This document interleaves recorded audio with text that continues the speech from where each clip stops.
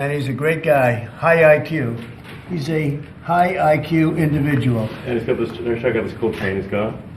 Yeah. So thank you very much. We had a busy day today. The king just left, and we've had a great discussion, terrific discussion concerning Gaza and everything else.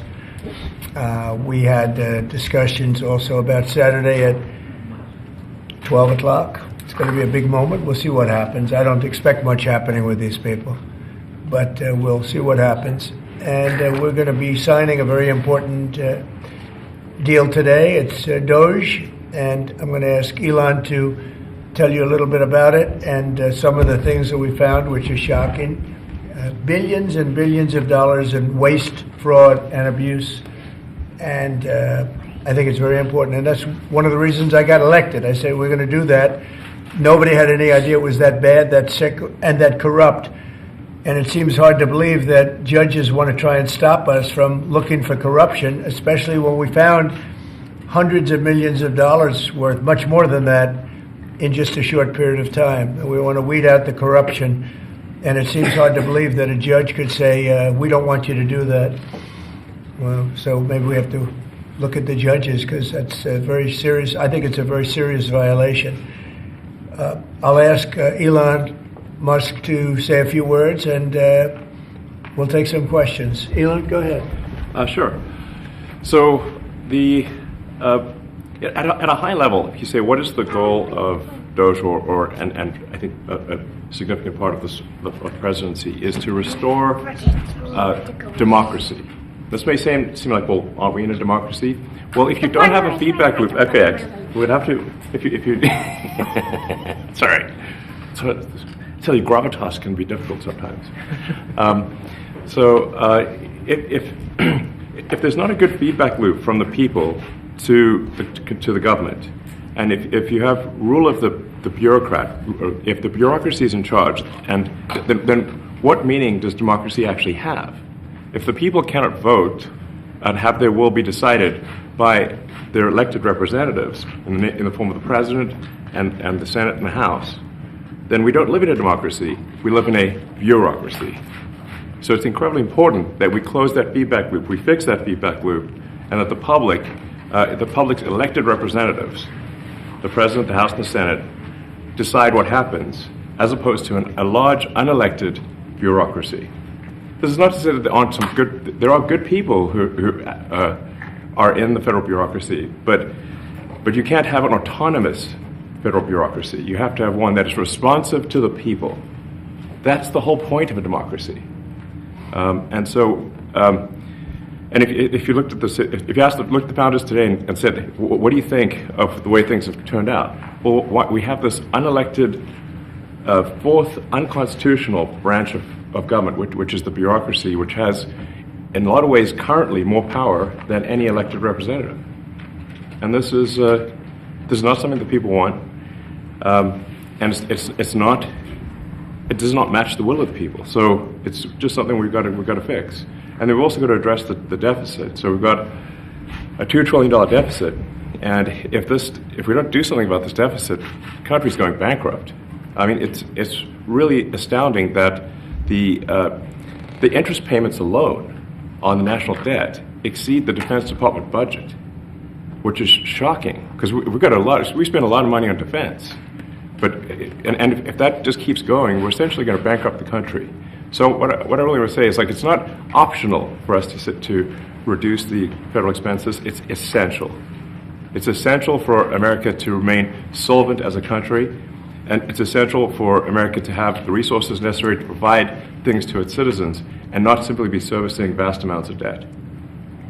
And also, could you mention some of the things that your team has found, some of the crazy numbers, including the woman that walked away with about $30 million, right, etc.? Well, we do find it sort of rather odd that there are quite a few people in the bureaucracy who have ostensibly a salary of a few $100,000, but somehow manage to accrue tens of millions of dollars in net worth while they are in that position, which is, what happened at USAID. We're just curious as to where it came from.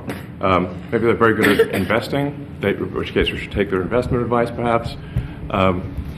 but just there seems to be mysteriously they get wealthy. We don't know why. Where does it come from?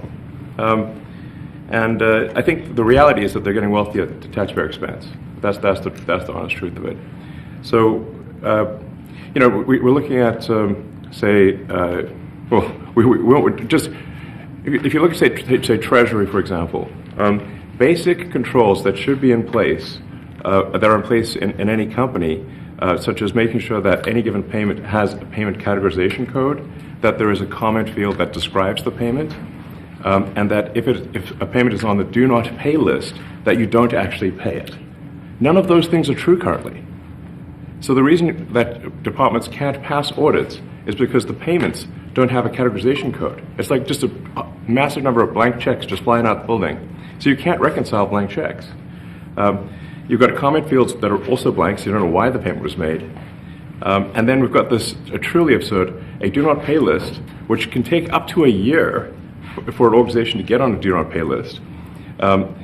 And this, we're talking about terrorist organizations, we're talking about known fraudsters, known aspects of waste, known things that do not match any congressional appropriation, can take up to a year to get on the list, and even once on the list is not used. It's mind-blowing. So what we're talking about here, we're really just talking about adding common sense controls that should be present, that haven't been present. So you say, like, well, how could such a thing arise? That seems crazy. When you understand that really everything is geared towards complaint minimization, so then you understand the motivations. So if people receive money, they don't complain, obviously. But if people don't receive money, they do complain. And the fraudsters complain the loudest and the fastest. So then when you understand that, then it makes sense. Oh, that's why everything they approve all the payments at Treasury. Because if you approve all the payments, you don't get complaints. But now we're saying that, no, actually, we are going to complain. If money is spent badly, if your taxpayer dollars are not spent in a sensible and frugal manner, then that's not okay. Your tax dollars need to be spent wisely on things that matter to the people. I mean, these things, it's just common sense. It's not draconian or radical, I think. It's really just saying, let's look at each of these expenditures and say, is this actually in the best interest of the people? And if it is, it's approved. If it's not, we should think about it. So, there's crazy things like just cursory examination of Social Security, and we've got people in there that are 150 years old. Now, do you know anyone who's 150? I don't. Okay. They should be on the Guinness Book of World Records. They're missing out. That's the case where, I think they're probably dead. It's my guess. Or they should be very famous, one of the two. And then there are a whole bunch of Social Security payments where there's no identifying information. Well, why is there no identifying information?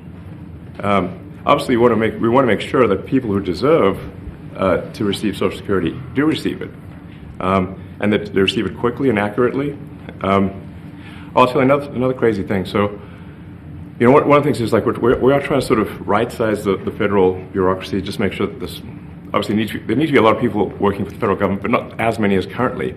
So we're saying, if people can retire, with full benefits and everything, that would be good. They can retire, get their retirement payments and everything. And then we were told, this is actually, I think, a great anecdote, because we were told the most number of people that could retire possibly in a month is 10,000. We're like, well, why is that? Well, because all the retirement paperwork is manual on paper. It's manually calculated, then written down on a piece of paper. Then it goes down a mine. And I'm like, what do you mean a mine? There's a limestone mine where we store all the retirement paperwork. And you look at a picture of this mine. We'll post some pictures afterwards. And this mine looks like something out of the 50s because it was started in 1955. So it looks like it's like a time warp. And then the speed, the limiting factor is the speed at which the mine shaft elevator can move determines how many people can retire from the federal government. And the elevator breaks down sometimes, and then nobody can retire. Doesn't that sound crazy? There's like 1,000 people that work on this. So I think if we take those people and say, like, you know what, instead of working in a mine shaft and carrying manila envelopes to, boxes in a mine shaft, you could do practically anything else, and you would add to the goods and services of the United States in a more useful way. So anyway, so I think that's an example. Like at a high level, if you say, like, how do we increase prosperity? Is we get people to shift from roles that are low to negative productivity to high productivity roles. And so you increase the total output of goods and services, which means that there's a higher standard of living available for everyone.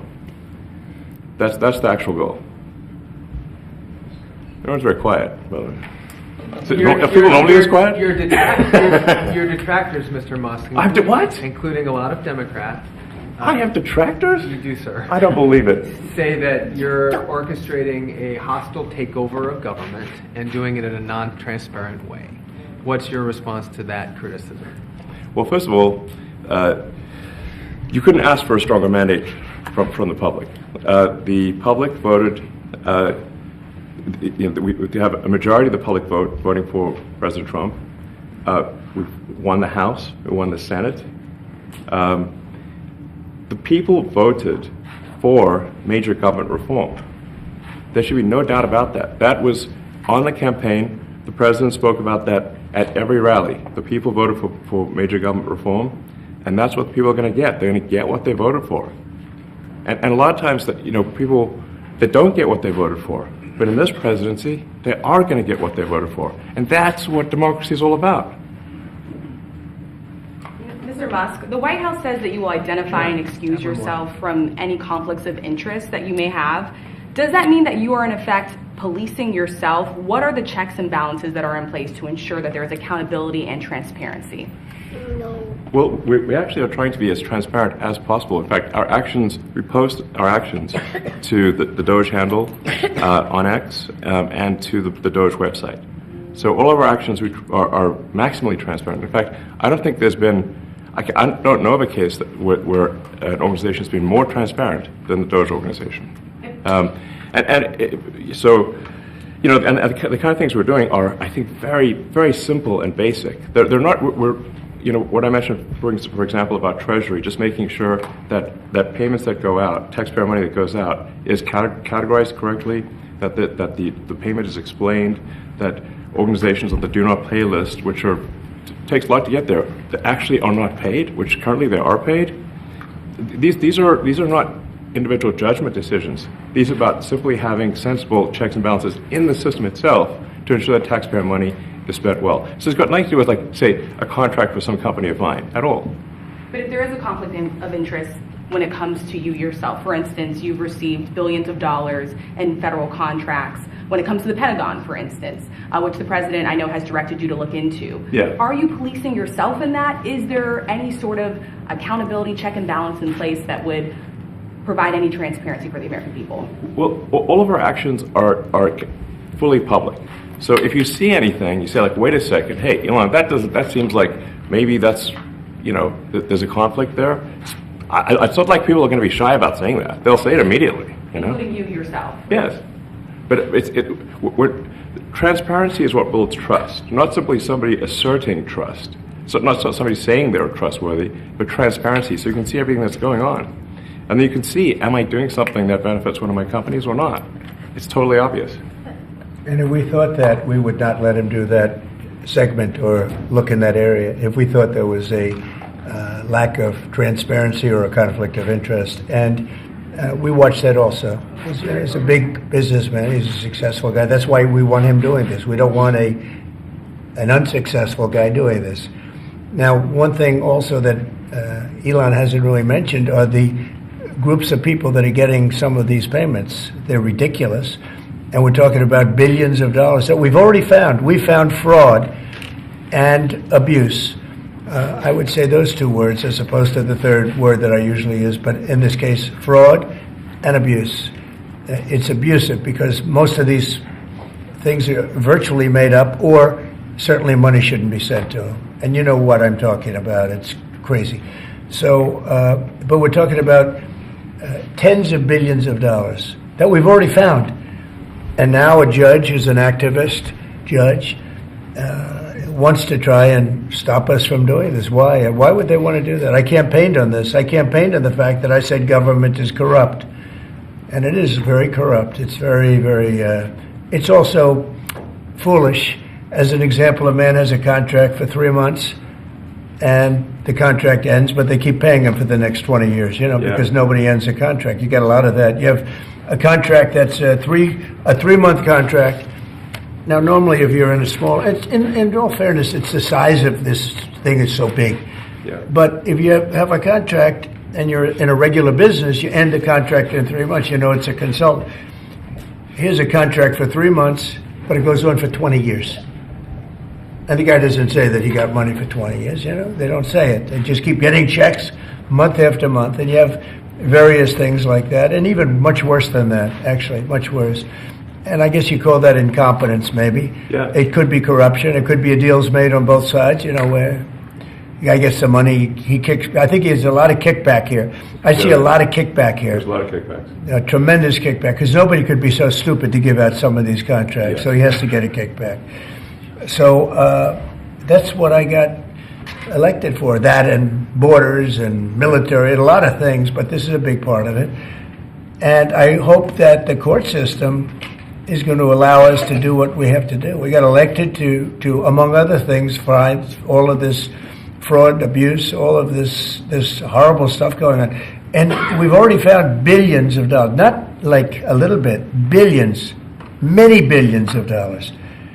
And when you get down to it, it's going to be probably close to $1 trillion. It could be close to $1 trillion that we're going to find. That will have quite an impact on the budget. And you'll go to a judge where they handpick a judge, and he has certain leanings. I'm not knocking anybody for that, but he has certain leanings, and he wants us to stop looking. How do you stop looking? I mean, we've already found it. We have a case in New York where a hotel has paid $59 million, $59 million because it's housing migrants, illegal migrants, all illegal, I believe. And they were being paid twice the normal room rate at 100% occupancy. Unbelievable. So it's a racket. Mr. Mustang, can I ask a question? Well, if I may sort of just going for the President's comments, at a high level, you say, what are the two ingredients that are really necessary in order to cut the budget deficit in half from $2 trillion to $1 trillion? And it's really two things: competence and caring. And if you add competence and caring, you'll cut the budget deficit in half. And I fully expect to be scrutinized and get a daily proctology exam, basically. Might as well just camp out there. So it's not like I think I can get away with something. I'll be scrutinized nonstop. But with the support of the President, we can cut the budget deficit in half from $2 trillion to $1, and then with deregulation, because there's a lot of sort of regulations that don't ultimately serve the public good. We need to free the builders of America to build, and if we do that, that means I think we can get the economic growth to be maybe 3-4%, maybe 5%, and that means if you can get $1 trillion of economic growth and you can cut the budget deficit by $1 trillion, between now and next year, there is no inflation. There's no inflation in 26. And if the government is not borrowing as much, it means that interest costs decline. So everyone's, the mortgage, their car payment, their credit card bills, anything, their student debt, the monthly payments drop. That's a fantastic scenario for the average American. I mean, imagine they're going down the grocery aisle and the prices from one year to the next are the same, and their mortgage, all their debt payments dropped. How great is that for the average American? We had That's no what we're idea. We had no idea we were going to find this much, and it's open. It's not like complicated. It's not simple that complicated. stuff. It's like a lot of work. Yeah. We can't believe it. A lot of work. A lot of smart people involved. Very, very smart people. But you're talking about anywhere maybe $500 billion. It's crazy the kind of numbers you're talking really crazy. about. Normally when you're looking at something, you'll find you're looking for 1 out of 100. Here, you're almost reversing it. You look for one that's good. Yeah. And you can look at the title and you say, why are we doing this? Why are we doing that? And the public gets it. You know, the public gets it. You've seen the polls. The public is saying, why are we paying all this money? This for years, this has gone on. Mr. Musk, Yeah, go ahead. Wait, go ahead. Senator Rand Paul today said that DOGE cuts will ultimately need a vote in Congress. Do you agree with that? Is that the plan? I really don't know. I know this. We're finding tremendous fraud and tremendous abuse. If I need a vote of Congress to find fraud and abuse, it's fine with me. I think we'll get the vote, although there'll be some people that wouldn't vote. And how could a judge want to hold us back from finding all of this fraud and finding all of this incompetence? Why would that happen? Why would even Congress want to do that? Now, Congress, if we do need a vote, I think we'd get a very easy vote because we have a track record now. We've already found billions of dollars of abuse, incompetence, and corruption. A lot of corruption. If a judge does block one of your policies, part of your agenda, will you abide by that ruling? Will you comply Well, I with that always order? abide by the courts, and then I'll have to appeal it. But then what he's done is he's slowed down the momentum. And it gives crooked people more time to cover up the books. You know, if a person's crooked and they get caught, other people see that, and all of a sudden it becomes harder later on. So, yeah, the answer is I always abide by the courts, always abide by them, and will appeal. But appeals take a long time, and I would hope that a judge, if you go into a judge and you show him, here's a corrupt situation, we have a check to be sent, but we found it to be corrupt. Do you want us to send this corrupt check to a person, or do you want us not to give it and give it back to the taxpayer? I would hope a judge would say, don't send it, give it back to the taxpayer. Yeah, if I can add to that, what we're finding is that a bunch of the fraud is not even going to Americans.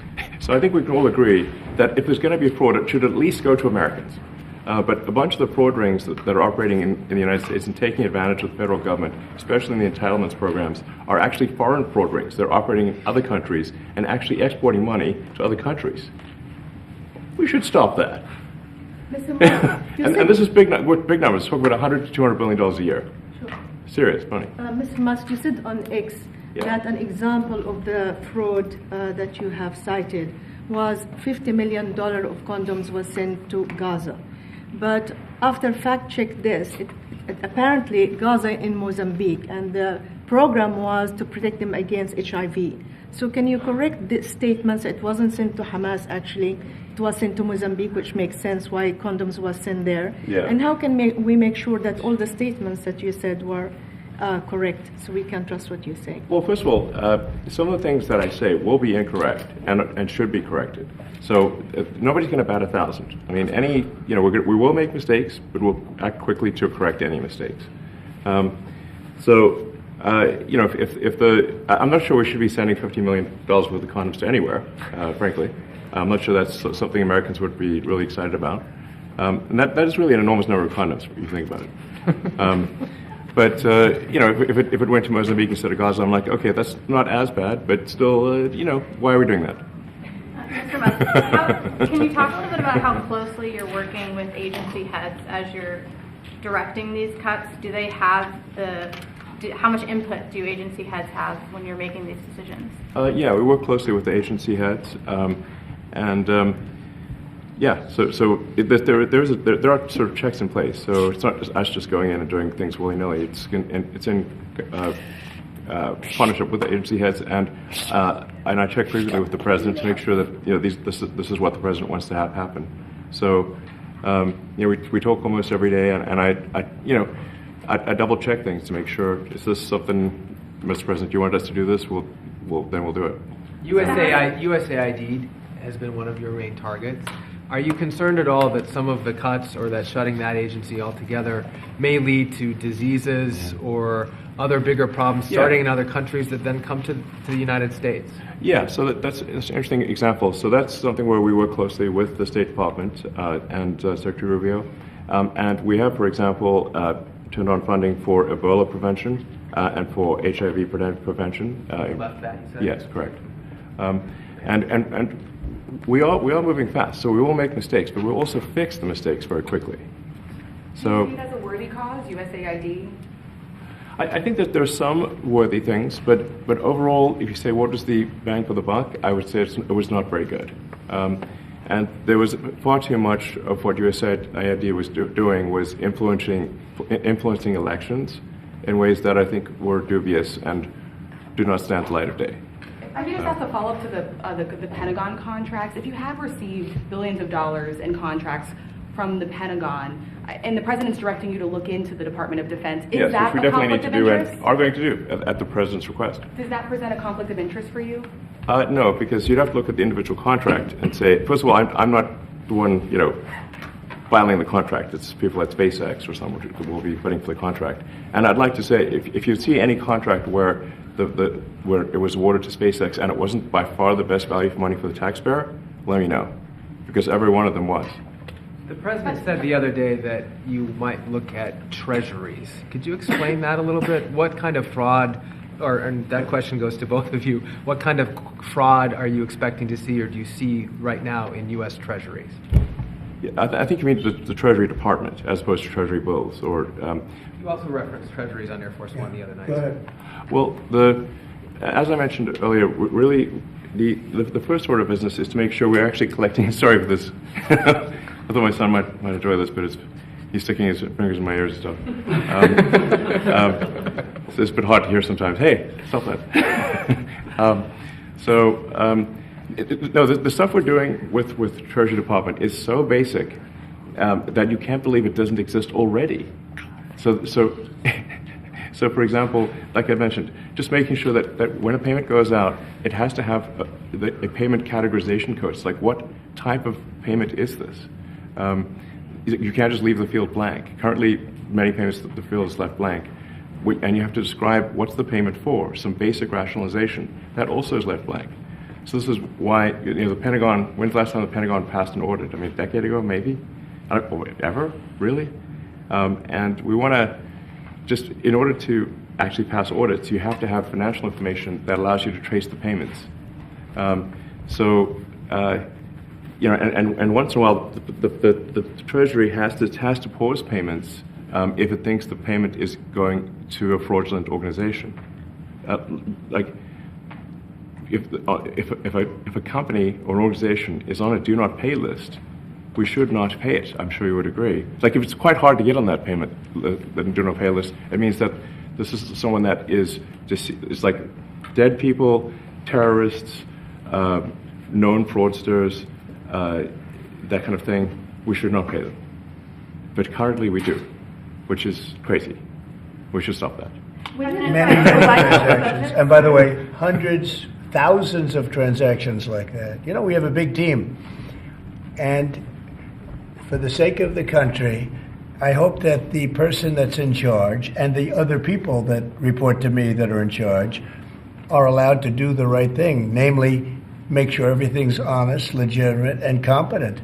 But we're looking at just, when you look at USAID, that's one. We're going to look at the military. We're going to look at education.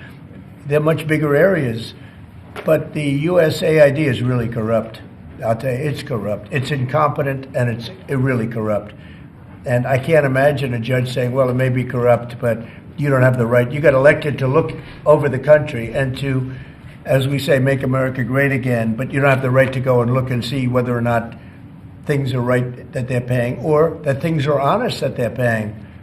And nobody can even believe this. Other people, law professors, they've been saying, how can you take that person's right away? You're supposed to be running the country, but we're not allowed to look at who they're paying it to and what they're paying. We have massive amounts of fraud that we caught. I think we probably caught way over a lot of billions of dollars already in, 2 weeks? Yes. And it's going to go to numbers that you're not going to believe. And much, as I said, much is incompetence and much is dishonesty. We have to catch it. And the only way we're going to catch it is to look for it.